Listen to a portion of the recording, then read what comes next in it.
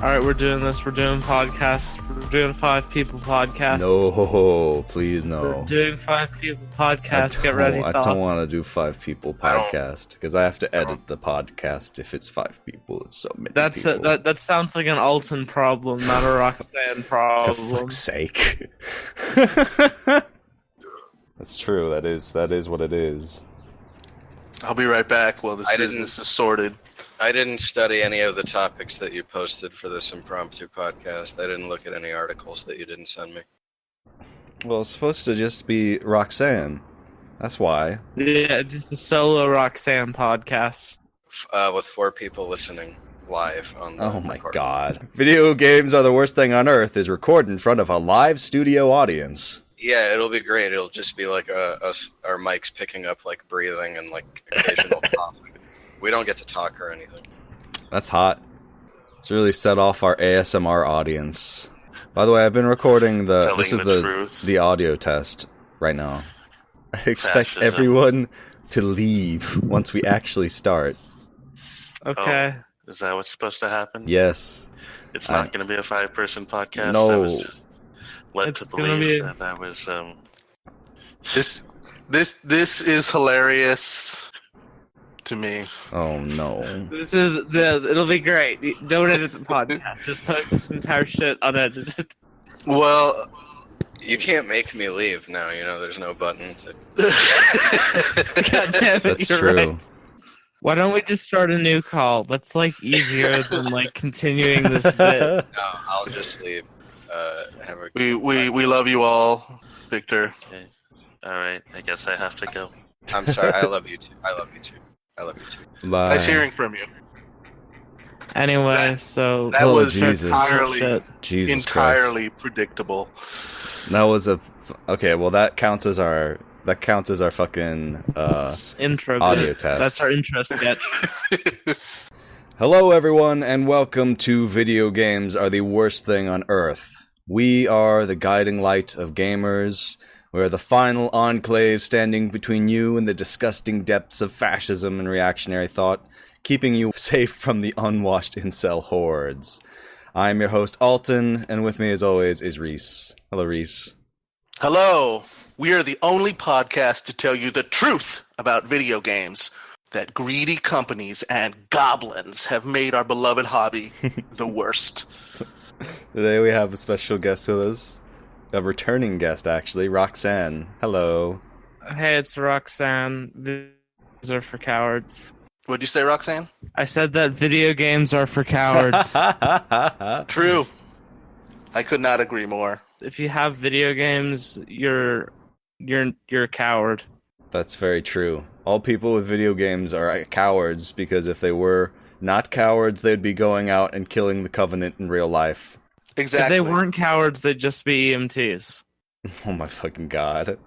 I've been in a group chat continually peer pressuring people by means of constantly saying shit like, if we all became EMTs, then we'd solve the opiate crisis.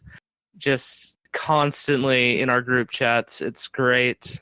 I've already peer pressured someone to look into local community colleges. Oh, They're for taking real? steps in the right direction. I am basically more powerful than God. Anyway, you were saying, Alton. Oh my god. I don't know what the fuck I was saying. Now why do you want to make everyone an EMT?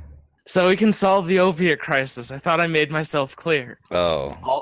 Alton, EMTs are troops, and I hear you questioning the truth. I just want to say, Roxanne, I just want to give you a preemptive thank you for your service. Before you've even done anything. I mean, just get it out of the way. What if, she gets busy and we can't talk? That's a good point. Alright, so we've got a couple of topics for today. We want to try and keep this one a little short because the last couple episodes have been incredibly long and I have to edit them, so it's taking me forever to get through one episode. Light, goofy, fun. That's us. That's right. We're going to have some light content. We're going to say nothing of substance. It's going to be great. That episode that I was on, it's going to seem like you're reading like the entirety of Das Kapital by comparison to this 20-minute long like fucking rest stop. Yeah, that's a good comparison. If that was Das Kapital, then This is what's happening to my body, like the pamphlet about puberty. Exactly. A banger. A real banger, real classic. Just a real... I've got hair growing in places it didn't before, and that is what this podcast experience will be like. This podcast is going to be like finding bonus hair. This should be the bonus hair. Bonus hair. All right, let's get into our first topic then, which is old tech stuff.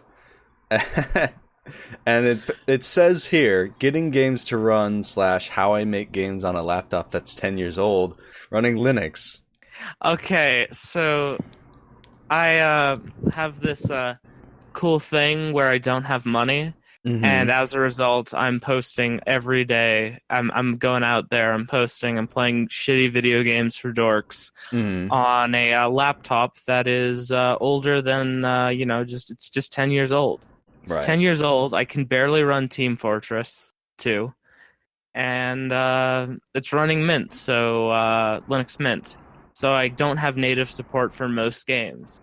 So like what I have to do is on this 10-year-old MacBook that I got for free because someone in another group chat was very generous. What I have to do with this is I have to go through a bunch of like different hoops. There's a lot of Googling in order to figure out how to get Wine to work. In order for me to, I have 2 installations of Steam on this device. That's one odd. of them is one of them is the Linux client, and the other one using a program called Wine, which translates Windows programs usually pretty badly into Linux programs. I have a Windows version of Steam that works well enough installed on this, as well as a native Linux one. And I can play Risk of Rain. Okay, I guess.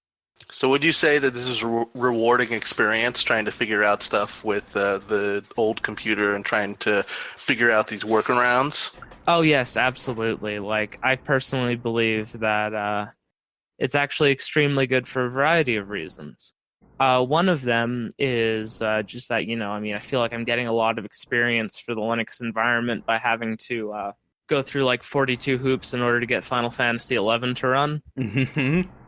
Right. Well, if I can interrupt 1 second, that's less hoops than you had to go through to get it to run when it came out, or at least get to level 5. Yeah, it's pretty bonkers. But just to get the dang thing open. Like, I'm still, struggling with getting the Play Online client to work. I can't get to the game proper, but we've made steps in the right direction. Like, so far, the game installs and the Play Online client opens, and then it yells at me. And you know what? That's a step in the right direction. I think we're getting good progress in. Getting yelled at is definitely a big thumbs up whenever I'm dealing with computers or technology. Exactly. I enjoy that a lot. That's why I stopped working in help desk. Anyway, so what I've been doing is mostly just looking at like what games I got through like humble bundles I got 10 years ago. Oh my gosh. Are able to run on Linux. And that's pretty great because, speedrunning? Yeah. Yes. Speedrunning is something I have to do out of necessity now. Like, just in order to force replay value out of games that don't have a huge amount of that. Interesting. I have to just think but how do I make video games, like, that are just... Old, crappy games fun. You make your own fun. Old games that oftentimes aren't good fun. How can I force replay value out of Undertale? And then I do. That's a very interesting point, I think, to talk about when we're talking about like old games. Or this does not apply to me now, as I have way more games than I have time to play any of them. But back when I was a child with like 5 games, it really is true that when you have a bunch of time and a lack of individual games, you spend a lot more time on those games. So like, I became familiar with them in a way that I have not done since, essentially. In that I'm familiar with like every single aspect of these games from my childhood, like Arcanum and Lords of Magic and stuff like that, because I just played them ad nauseum well beyond where it was still unique and fun to where I was having to make up my own rules to play with, essentially, to make it interesting. These days, with the amount of Steam games that I have, I will Steam refund if I just don't like the way the gold coins look. So I agree 100% with Alton. And as the most ancient creature in this podcast, I remember when I was a kid and I had my Commodore 64, but I was too young to understand how to actually start up the games, so I needed help to start them. So it'd just be, if I wanted to, I couldn't change games at all. So if I picked Moon Patrol, that was it for the next 2 hours, and I had to play Moon Patrol no matter what. And I don't know, it's definitely a different experience. It's hard to slag having this much choice and variety and value, but there's definitely something special about just exploring every little angle of what, upon revisit, are occasionally some real terrible games. Not Moon Patrol. Yeah, for instance, one of my most dubious accomplishments in the world of gaming was unlocking every character for Sonic R. No, that's just smart. That's just, you put that shit on a resume. That's when the real game starts. Yeah, when you unlock Robotic Tails and Golden Sonic. Yeah, Sonic R is a perfect game. You can run around the city just listening to that dope-ass music that just can't you see the sun is shining on me? It makes me feel so free, so alive. And it just, I feel like I honestly really enjoyed Sonic R, even though it was bad. But I mean, sometimes bad games are good, actually. Yeah. You're blowing my mind here. I would honestly this is a good say topic. that an interesting and bad game is infinitely superior to an extremely polished and well done product. That's true, honestly. It's very rare that you find a game that is essentially a B movie, generally because unlike with a movie, you just have to watch a movie. If a bad game, you have to actually interact with it, and usually if it's quote unquote bad, it also controls like ass and has frustrating elements. But there are occasionally games I would say are so goofy and over the top they have infinitely more charm than just the next Ubisoft product. I have a very dim memory of Never Dead, the game where you're an undying dude who just loses arms and shit constantly. Never Dead, I would say, is better than, just most Ubisoft games, because it's just weird and bad. Hard to debate. I would argue that. It wouldn't be a good argument, but Never Dead's good as hell because it's the one game I know where you rip off your own head and throw it in order to solve environmental problems or puzzles. I'm very curious as to what would you say is the worst game that you enjoy? The worst game that I enjoy is probably an objective bad or just. I would say subjectively. I mean, let me check my Steam library real fast. I have my answer ready to go. This is based. We were talking about something kind of similar that one night about horror games, but for me, I actually loaded up Legacy: Realm of Terror, which is an old PC dungeon crawler game where it's a haunted house. It has a very Lovecraftian theme, and it is. There's good stuff, but the gameplay is just really bad. It's just the stats make no sense. There's so many of them that are 100% useless. So much of the game is just trying to figure out the one little item that you can pick up. So you can the fetish will destroy the zombies. This crystal will destroy the fish monsters and stuff like that. And it's not explained at all, and it's terrible. And I fucking loved it. As a lot of it is nostalgia that grows today because it's just 100% a forgotten game that's just no respect at all, perhaps deservedly, but just said the what it was trying to do, just the creep factor, and me just meeting it all the way with the haunted house stuff, to me really, really worked. That's very interesting. I think you were telling me about this game a little while ago. I can't remember what we were talking about, but yeah. Somehow that really old game came up. Probably just because I always bring it up, just like really annoyingly in situations where people aren't even talking about games. Just like at a bar, walk up to a stranger, start talking about Legacy Realm of Terror. It doesn't go well.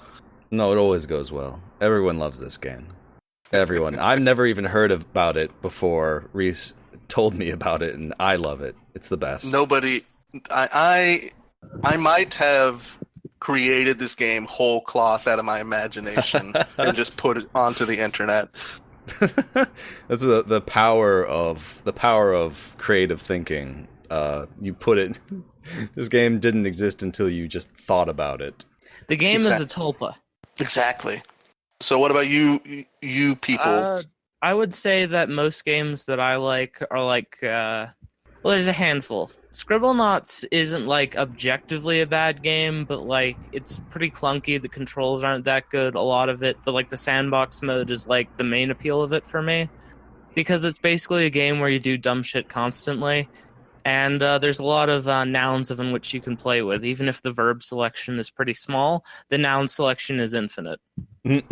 Other things are like console RPG Maker or WarioWare DIY stuff, because like a lot of things you can't share anymore, or like you just from the get-go you couldn't share at all because console limitations or the servers going down, or just if you were to take like the Super Nintendo or the Super Famicom version of RPG Maker, you wouldn't really be able to like distribute anything in a reasonable way unless you just like put up like some save states on itch.io or something. That's really cool and good, because like you make really temporary and really intensely personal art using like a pretty limited set of tools.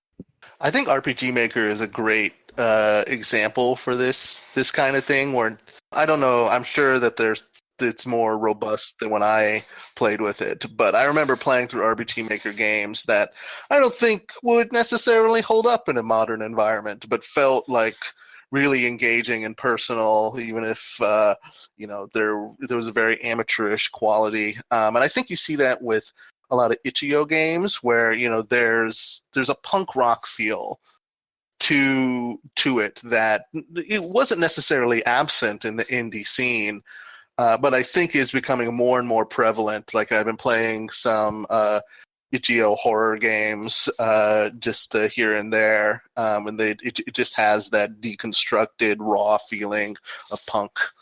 Yeah, like itch.io, I would argue, is a better platform than Steam.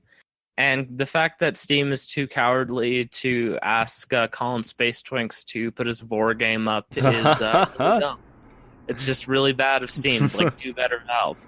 Yeah, do better, Valve. We want to see Colin Space Twinks' like game about getting ate by a Dargan. You say that you're not going to take any game off that's not trolling or illegal, and I don't see anything trolling or illegal about Vor. I would say that Colin Space Twinks makes like extremely good like Twine games that appeal to like 4 people. It fucking and you're rules. one of those 4 people on this podcast. It is actually us 3 are the 3 of the 3/4 of Colin Space Twinks' target demographic. Yes. And the 4th is Colin himself. The 4th is Colin Space Twinks. You know why? Because he makes personal, intimate shit about like a symbiotic parasite that becomes a fursuit. That's amazing. Yeah, do it. Buy it. It's on itch.io. Spacetwinks.itch.io. Fucking do it. That's the podcast game of the week. Go buy it. Go buy the symbiotic fursuit. Symbiotic fursuit.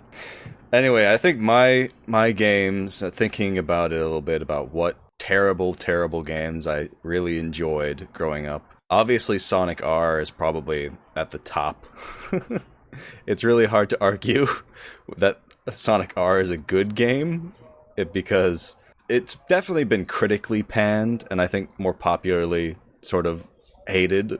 Thinking about B-movie games, essentially, I think that there are 2 in particular that stand out for me. The first is Deadly Premonition, Deadly Premonition is good as hell. You take those horrible sin words out of your mouth well, right now. Deadly Premonition is a great game in some aspects, in that it's a great story and it has a unique setting and very interesting characters.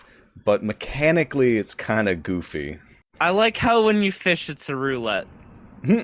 But I think that's pretty much as close to you as you can get to like a real B-movie game, in that it's still enjoyable to play, even though it's kind of clunky and weird, and definitely on a budget. And that's definitely an important aspect, I would say, to most B-movie games, because I don't think you can be charmingly bad in any way if you're like a AAA video game. You're just bad.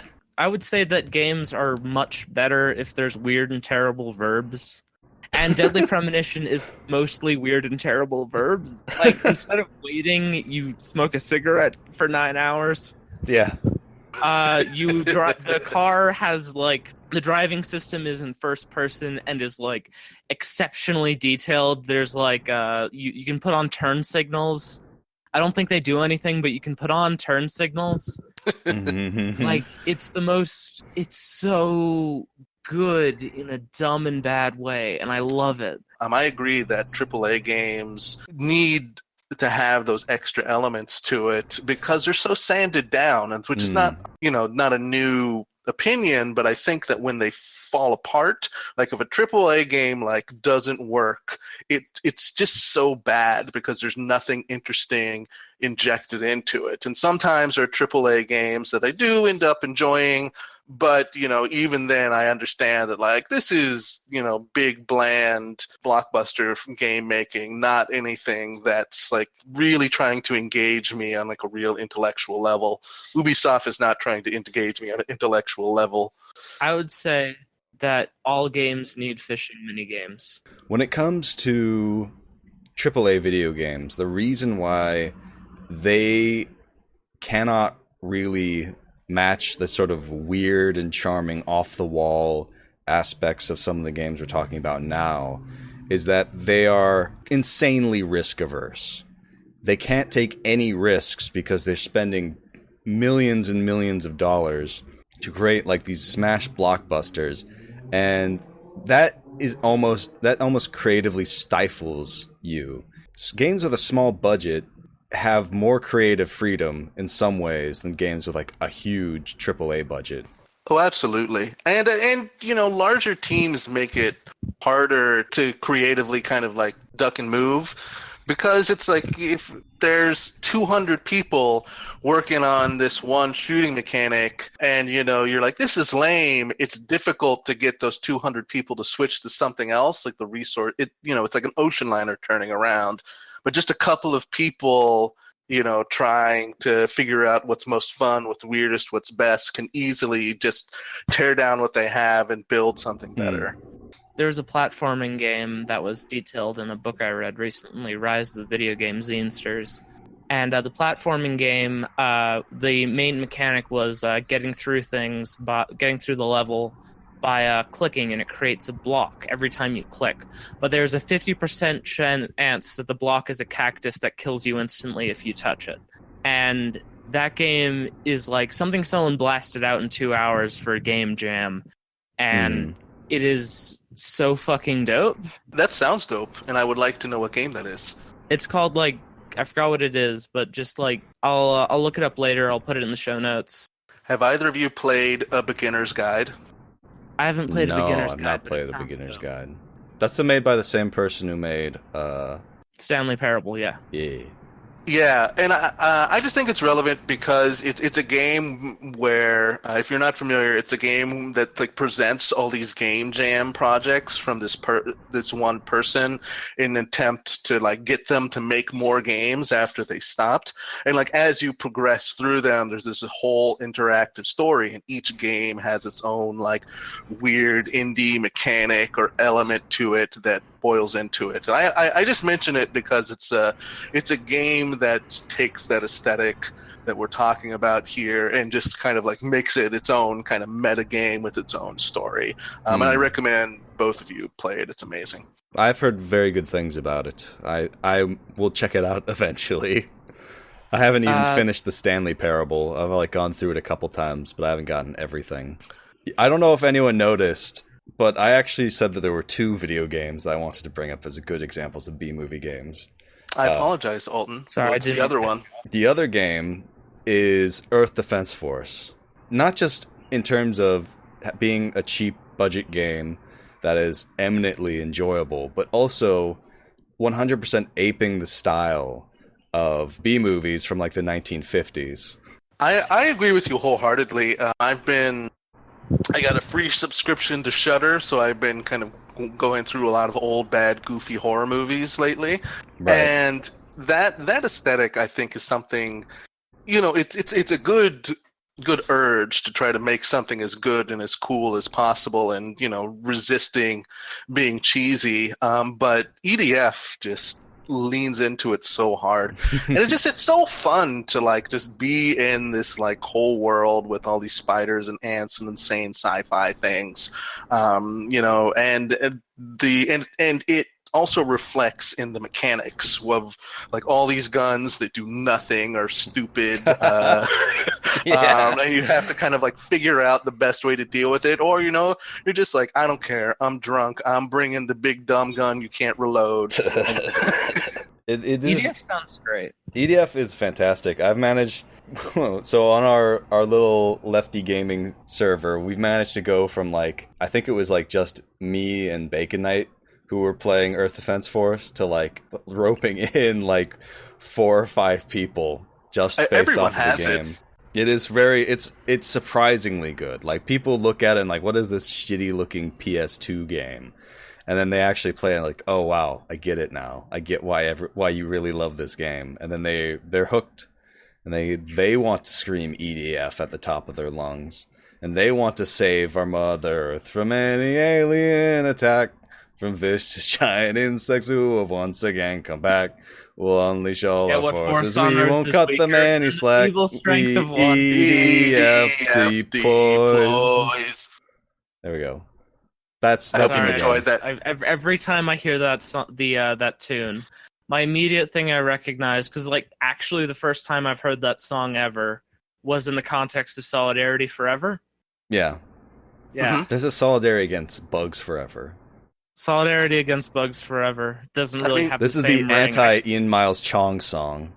I can understand why Pete Seeger decided to like make it go a little bit away from bug-specific solidarity. Mm.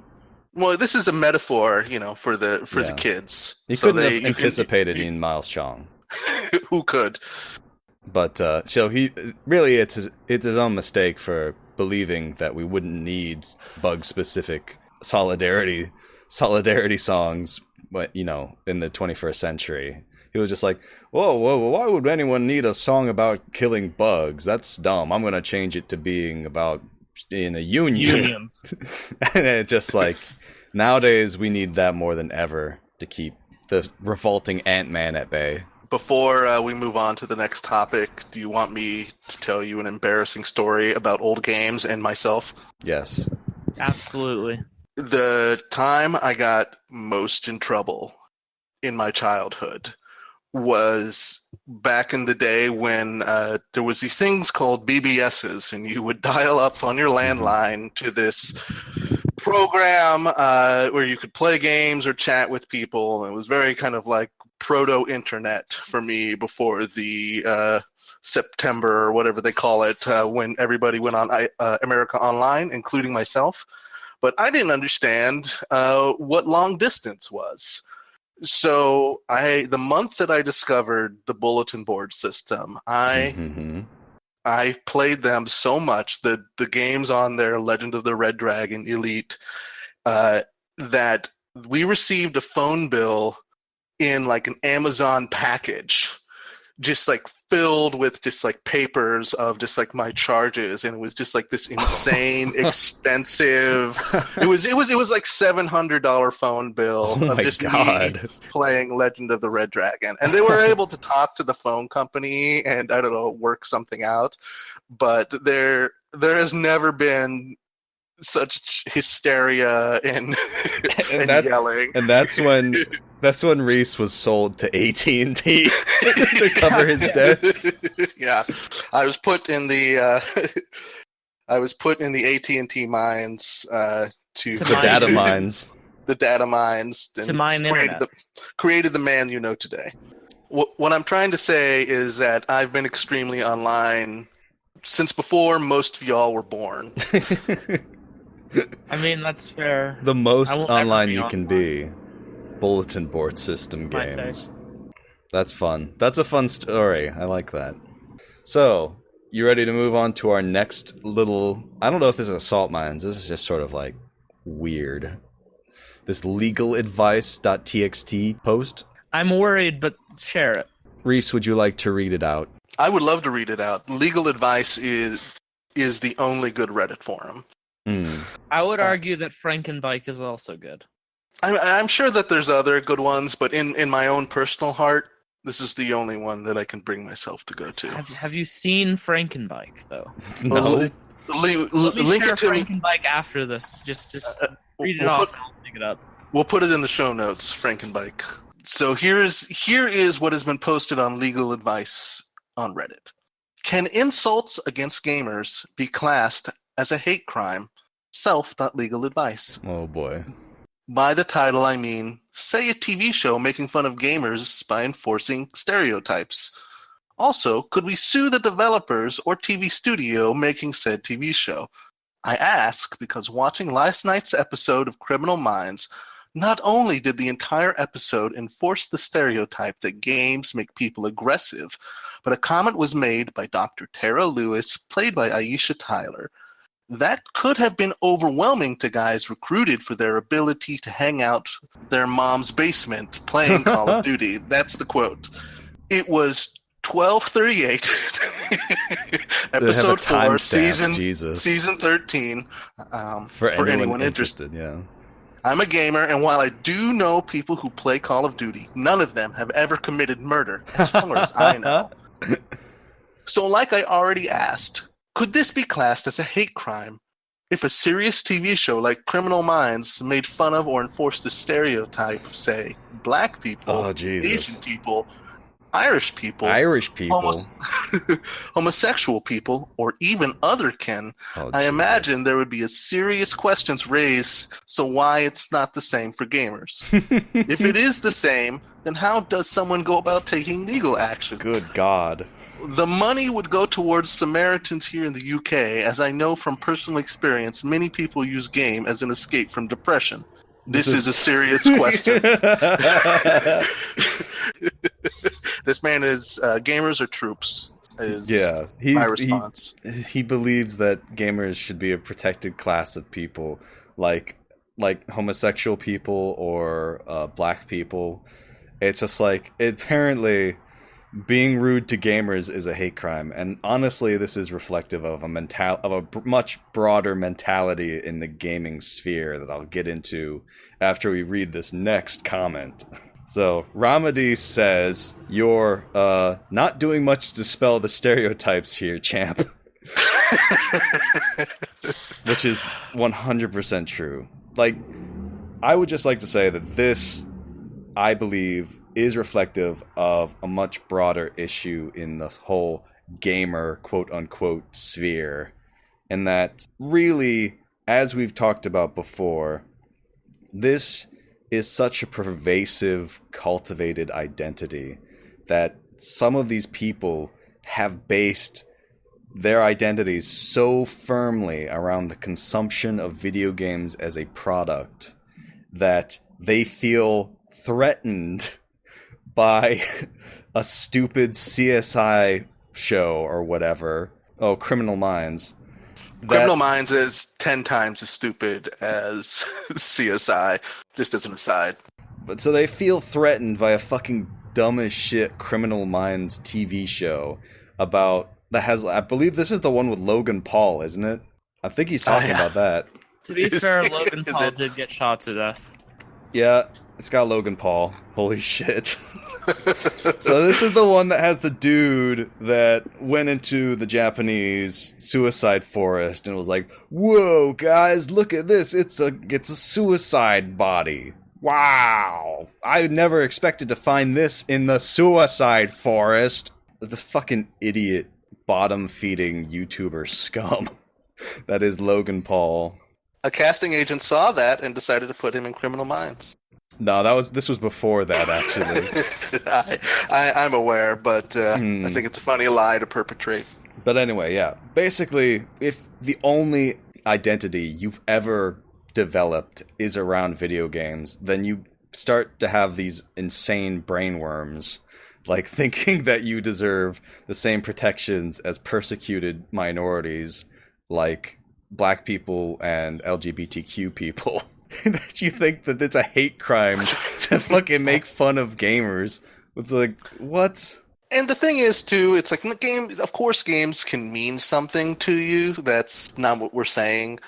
But it's literally everybody games, even if they don't consider themselves like part of this identity, this what should be a protected class, as argued by this guy. People play Candy Crush on their phone. People enjoy playing chess, checkers, or whatever. And it can mean a lot and it can have specific identities, but it's just like so ubiquitous, just trying to assign this. It's just like, just imagine if somebody tried to like put TV watching as like a protected class. Can you be arrested? Can I arrest somebody? Can I sue somebody because they made fun of me for watching Criminal Minds? Paul? Yeah, Criminal Minds. And while I do think you should be arrested for watching Criminal Minds, that it's not a protected class, and it's something that comes, I think, because games have this overly developed reward system that isn't really tethered usually to anything kind of like specific. Like, you don't have to pay attention to the stories or the context of most games to get enjoyment out of the mechanics, and I think a lot of people don't, and I think that that's fine. But I think that also creates this kind of like false sense of just self-importance because you've made it to diamond rank in League of Legends. Games are fundamentally about watching numbers go up and feeling good because numbers are going up. Well, I think that to expand on what you said, Reese, most games are a form of power fantasy and escapism, which in a way kind of reward you and build you up as this savior of humanity. From Final Fantasy to Halo Combat Evolved, you're always playing like this seriously important protagonist, and I almost feel like the line between fiction and reality becomes so blurred to some of these people that this constant focus on yourself and your importance and your power kind of twisted their minds into actually believing it. I don't know. The thing about the power fantasy stuff is that I noticed that like most game, we were talking about earlier about like odd games, the extremely polished and like AAA games are sold the most, and they're all power fantasies. That's true. Yeah. Sure. I would agree with that. Meanwhile, Dwarf Fortress, the perfect game, right, is about making sure a bunch of Gimlis don't die in the woods. Don't get fucking eaten by elephants. Or My Summer Car, which I would argue is an even more perfect game. What game? My Summer Car. It's a game about Desert Bus. No. My Summer Car, I would argue, is harder to core than Desert Bus because you have to assemble a car engine from scratch. It's great. That sounds dope. I think that the fact that these people have constantly catered to with power fantasies has sort of, it seems to have almost led to a kind of entitlement, and that they think that games are all about them and that anything that's not about them related to games represents a threat. That's how they react to developers sort of being their own person instead of this kowtowing, Instead of just an extremely apologetic game factory. Yeah, exactly. Or the games made for a different demographic than what they are in. They seem to see these as like existential threats in a way that is not healthy. 100%. I mean, I certainly don't want to rehash the ArenaNet thing, but I think that that's the most recent example of that sort of thing. And it's just like, you see that the hate boners that developed for, the rogues gallery of women in games, etc., that these people just hold this hate torch for. And, and it's insane to me that, you can internalize this kind of like weird identity about it, where you can't just say, like personally, fighting games aren't for me. I am not gonna track down Sonic Fox to his home and freak out about it because I don't like I don't like fighting games. I'm just not gonna watch Evo. It's fine. But for some people, they have to freak out every time Steve Gaynor or something tweets, or the other figures, Zoe Quinn, Anita Sarkeesian. When there's the mildest of criticism, they have to go in fake gamer girl mode and just fill their diapers, just 100% full diaper, and it's embarrassing. It honestly is holding games back as a medium. That for films and even television, these complex criticisms from multiple angles have been around for decades. Like, you've got feminist critique of film, you've got Marxist critique of film with like Slavoj Žižek. You have like all these different ways to analyze film as an art form, but the only kind of acceptable criticism for quote-unquote gamers and their gamer identity is merely a mechanical review. You can't review it from a socio-political stance, you can't review it from like a feminist stance. You can't really dig into big ideas or politics in any meaningful way in games without just upsetting a huge chunk of basement-dwelling goblinoid fuckers. Which is exactly why Sonic Fox is the vanguard of the gamer revolution, is universally beloved, and will, make sure that all games from here on out are going to not need to be criticized from a feminist or Marxist perspective, because he is a gift from God. It's the guy who won like 2 tournaments in a fursuit. Solidarity with Sonic Fox. Solidarity national hero with Sonic Fox, the official gamer of the podcast. Sonic Fox is a treasure. Sonic Fox is the only good gamer. Don't add us. He is the only good one. Not even we are good gamers. In like promo posters, he just uses a drawing of his persona. Hell yeah. That's dope. He's the fucking coolest dude. That's way cooler than like 90% of just personality devoid gaming chuds. They couldn't fit his victory medal around his neck, and he was just so ready. He was just like tapped his nose, just like, right here, bruh, and he was just like, his victory pose was the medal around his fox nose. His snoot. His snoot.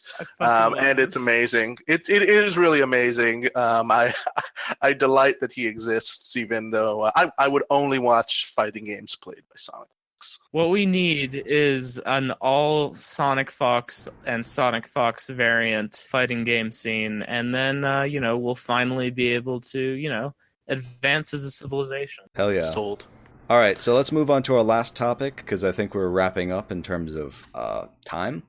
So the next topic is a favorite among gamers, but a first time for your favorite gaming podcast.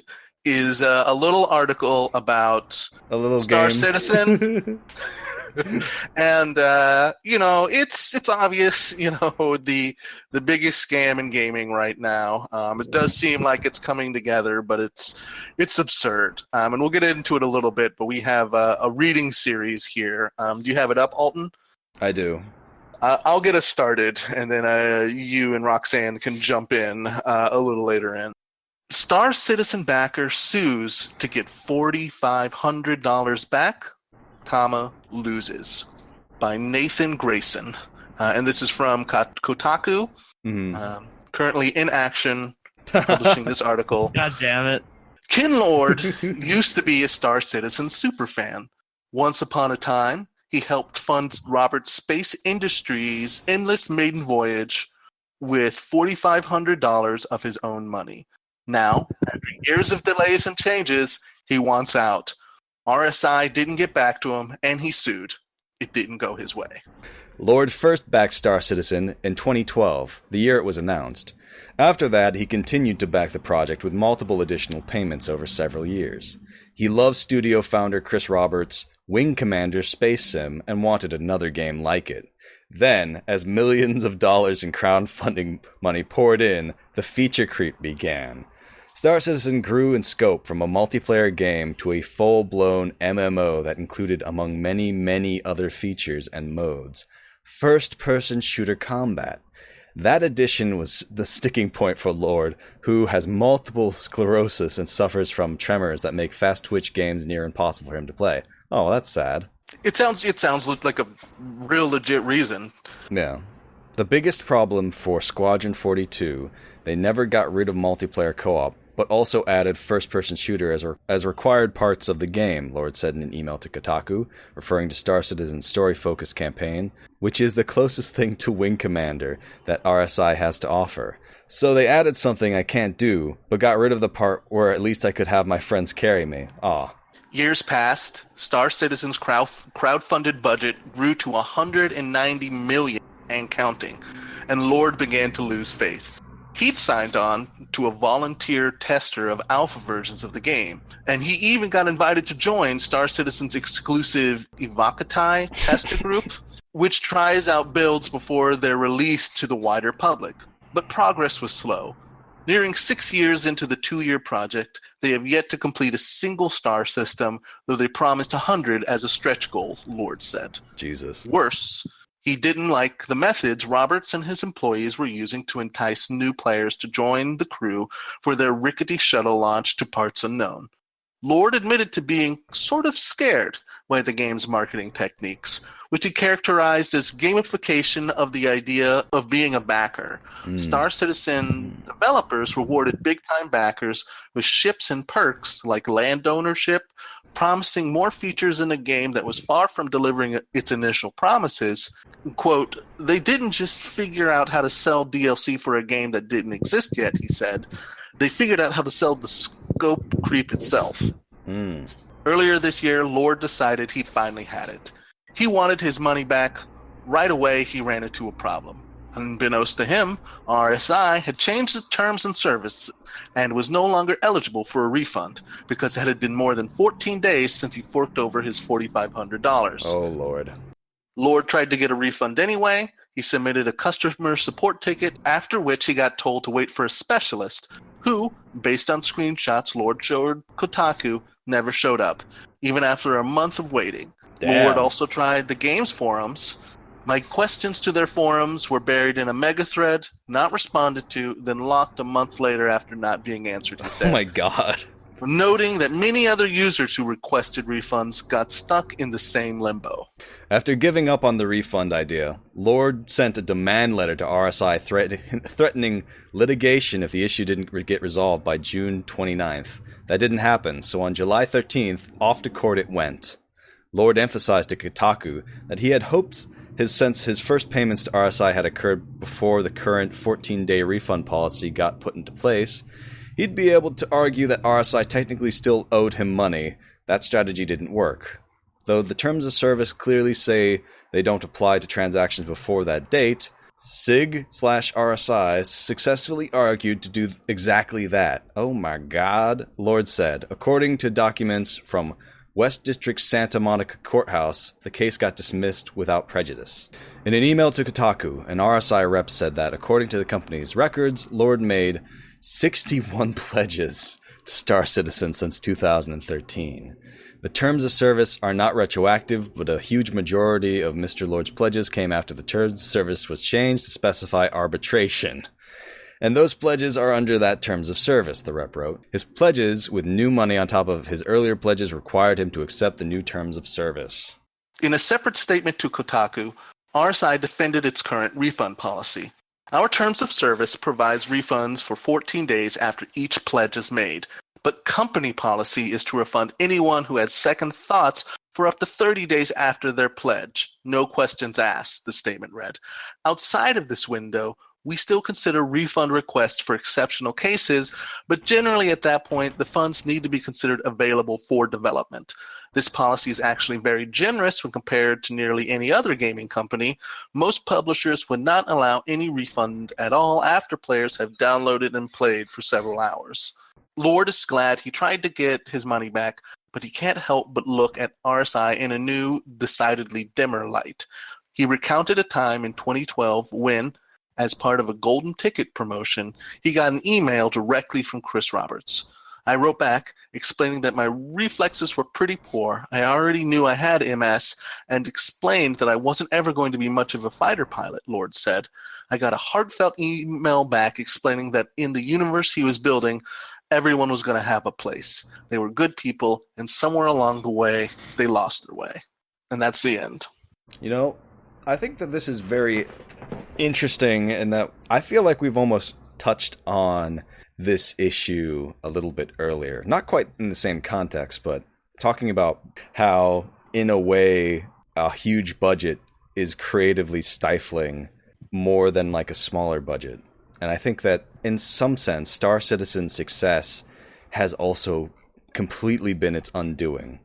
I mean, yeah, I would agree, but I also think too, it's just like, you know, it's insane. Can you imagine the idea? They were just like, we're just going to keep making the same movie for 6 years until it's done and keep I mean, there has been nightmare productions like that, but they're viewed as nightmares, right? Not as like a wonderful, exploration of creativity or whatever. And, you know, you see here, just like right off the back, it's to me, it's very much a scam to pitch a game concept and then to have this kind of feature creep to never deliver it. Yeah, and never deliver it. And it's just like nothing about, you know, it seems like we're going to build on what we said and make it more interesting. We're just like, we're going to add this single player campaign with like Gary Oldman, I think, and fighter pilots, etc. And that, and, you know, and this guy has, accessibility issues, and it is a game company clearly not interested in the fallout that it's creating by doing this kind of stuff. And I don't know, it's just like it, and on top of that, just the deplorable nature of just like charging thousands of dollars for ships, and you know, you get land privileges. It's just like it's so ugly that it's rightly been the butt of every joke. Roxanne, what's your take on this? My take is that there shouldn't be such a thing as Star Citizen because we should abolish borders. Abolish state, abolish the need for there to be. We need to abolish space borders. Abolish space borders. There's no need to be a Star Citizen when there is no state and no borders. That's a good point. There should be no space state. Abolish space state. No ice in space. Space ice. Abolish star ice. I can support that. I don't know. This is like late stage capitalism, the game, honestly. 100%. It's neoliberal capitalism in a nutshell. You're paying thousands of dollars based off of speculation that this game will ever come out, much less be any good. This is just like the most that games have ever been about that kind of capitalism. Can you imagine trying to explain to like another person, like a normal human being who only like vaguely knows what video games through like Candy Crush or whatever, just being like, oh yeah, I paid $3,000 for a ship that is 20% bigger and looks like a boot, and none of the other ships look like a boot. They're gonna look at my ship. What? Reese, no! Reese has died. He's been taken out by the Star Citizen Council. just full red mad nude, getting mad at Star Citizen. And then it's just like there was a huge pop outside from whatever the transformer was, and just all went dark. It scared the shit out of me. And it felt like the spirit of Chris Roberts slapping me down. That's funny. I'm Roxanne. We're doing the outro right now. I'm busy. Okay. So that's it for Video Games Are the Worst Thing on Earth for this week. Where can people find you and your great content, Roxanne? At Snugcrow on Twitter, or at Snugcrow on awoo.space. Oh, no. Okay. Dope. All right, Reese, where can people find you and your great online content where they don't have much time to find you because I believe the Star Citizen Council is after you now? It's true. Check out the archives of what I said before I was murdered at Your Very Good Bud on Twitter, and that's the only service I deign to use. And you can find our official Twitter account at VGATWTOE on Twitter, where we do our episodes announcements and fun interactions with fans and reposting things which are relevant to video games and how they are the worst thing on Earth. You need to give me the password to that so I can make great posts. Oh my god. You'll have to send me some sample posts, but we could arrange that possibly. Okay, cool. DM me any posts that you want to make in the meantime. Indeed. Okay. And as for me, you can find me on Twitter at 8alton8 and on YouTube at Alton Plays.